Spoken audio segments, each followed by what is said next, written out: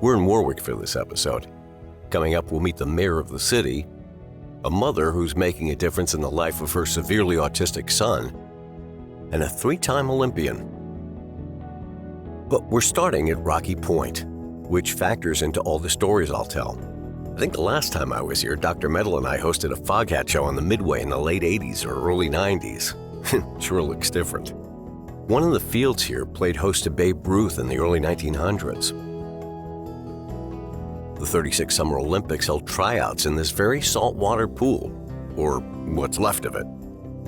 And music lovers might be surprised by the quality and variety of artists that performed on these grounds. Everyone from Janis Joplin and the Yardbirds to AC/DC, the Chili Peppers, and Pearl Jam. I'll also be visiting 2 iconic local businesses with great backstories, W.L. Fuller and the Greenwood Credit Union. Check out the arch and this crazy view of the bay. And then there's this amazing pier maintained by the DEM. It's early spring and a little cool, so I'm headed to the warmer confines of City Hall and a chat with Mayor Picozzi. Honestly, up until recently, I had no idea of the urban renewal that went on here. I'd always thought that Rocky Point, after it closed down, that land went fallow and nobody was using it. Well, for quite a while, it was still a broken down amusement park. It was held up in court because they owed money. It was encumbered. Developers were interested, and no one knew how to sort it out. So the city actually had a great idea. They passed a bond and they bought the shoreline, the old, and it's become a walking track and part of the park. So that ensured that houses were never going to be built on the shore. And people were always going to have access to that beautiful view. So then some years later, the state did an open space grant for Rocky Point. It's under the direction of DEM. It can only be used for passive recreation. There'll never be businesses there. There'll never be homes there. It's just a state park available to everyone. We have a lot of events down there now in the summertime, but the city-run events. Vendor fairs. We had National Night Out. It was the biggest one in the state. So we utilized it that way. On New Year's Eve, we had fireworks. And it was the first time fireworks had been over the sky in Rocky Point since the 1990s. So, and it's not just for Warwick people now. We've gotten huge crowds down there. Last year, we had this big event. It was called the Great Race. The Great Race 2022 was supposed to be from Providence to North Dakota. But Mayor Picozzi convinced the organizers to have a look at Rocky Point.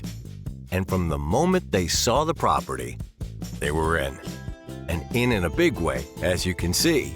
This turned out to be a nice feather in the cap for the city of Warwick.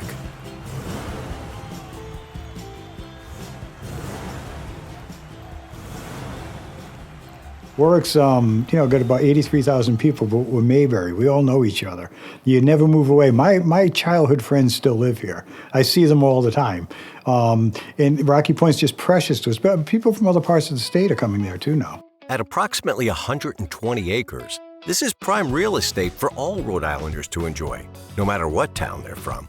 Well, it feels like the infrastructure down there is really very secure. I mean, the in and out was simple when I was down there the other day. Yeah, it is. And when we have events, the police take over. They come up with parking plans because there's only roughly 600 parking spaces. And when we have a large event, that's just inadequate. So we park them on the roads. We keep everything, straight and safe. And the police are there, directing traffic everywhere. So we make it as good as we possibly can. But like I said, we got shoreline access, and that probably made that property worth far less to any potential developers because, they wanted waterfront, oceanfront. I can't imagine. That's the best view in the bay is right there. Yeah. I mean, on a clear day, you can see the Newport Bridge, you can see the Jamestown Bridge, you can see the Mount Hope Bridge.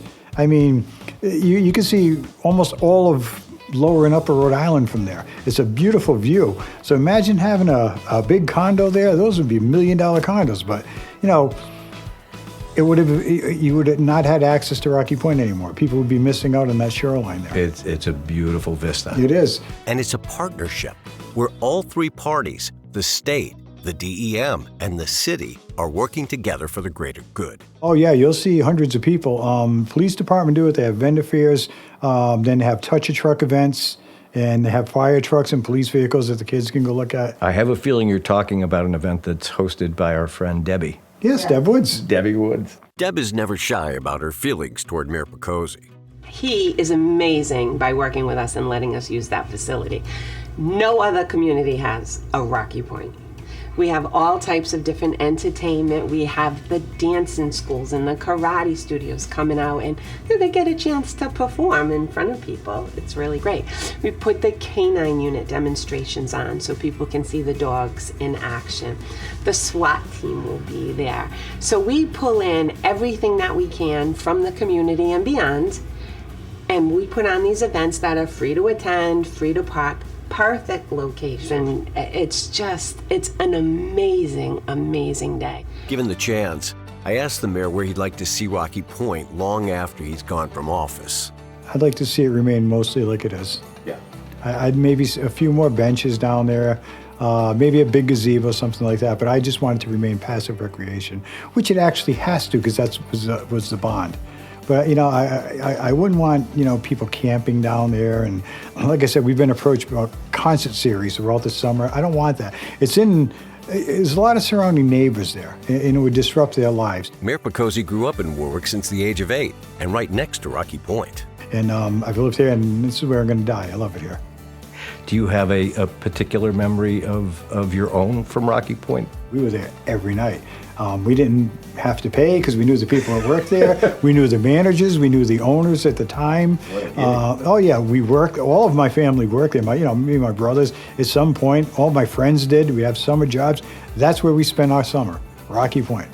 So it's in your blood. Oh, it is in my blood. I mean, it means a lot to me.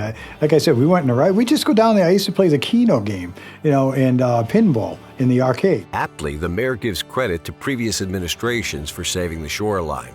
The city, the state, even his brother, the former DPW director. John Howard from the Warwick Beacon, he's a publisher of Warwick Beacon, he had a lot to do with that too. There's a whole Rocky Point Commission, and then the legislators that put it in. I mean, there's a lot of credit to share. A lot of people worked hard on it to save it for people, and it worked out. I mean, it's one of those rare occasions where everyone said, this is a good thing, let's do it. There wasn't much opposition. I don't think neighbors were opposed at all, because the alternative was they were going to put, condos and high-end houses in there. More traffic on the streets. You had to improve the infrastructure there because it's very old. You would have had to have sewage and all that. So it couldn't have worked out any better than it is, and I like the way it is, and I'd like it to remain that way.